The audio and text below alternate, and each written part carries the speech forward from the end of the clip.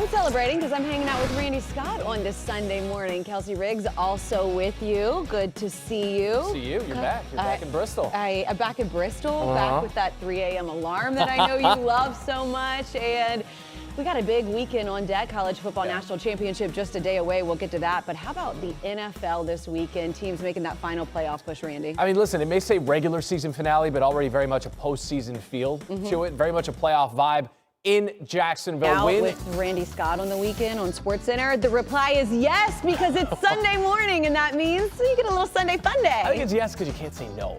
Poor craftsman blames his tools, or so goes the saying. But when the entirety of your craft is contingent on the ability to skate, what do you do when you lose what makes the skate operational? Okay, well, practice that before today. Yeah. I have kids, so you know you do stories and stuff. And you're like, okay, it's time for bedtime there.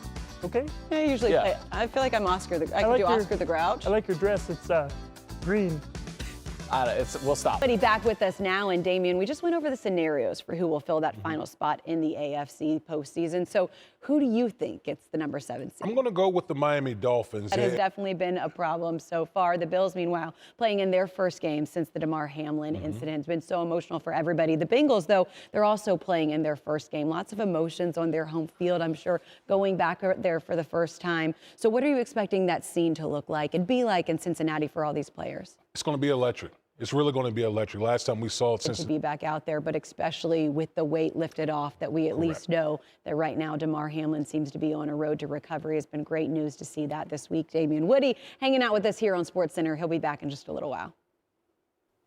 To hear the Bills' safety, Damar Hamlin is now breathing on his own, FaceTiming his teammates, even posting on social media after he suffered cardiac arrest just Monday. It's not just uplifting, it's moving. The good news can be directly attributed to the treatment he received on the field last Monday night in Cincinnati. The NFL says that at every game there are, on average, 30 medical personnel between the team and stadium medical staff, from athletic trainers to chiropractors to emergency physicians. Stefania Bell has more.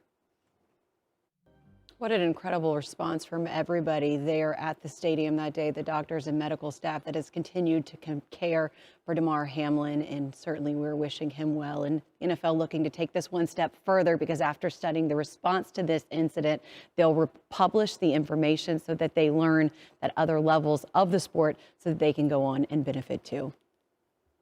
Back with us. And Damien, if the Packers win tonight, they take the 7th seed in the NFC playoffs. So how dangerous is this Green Bay team?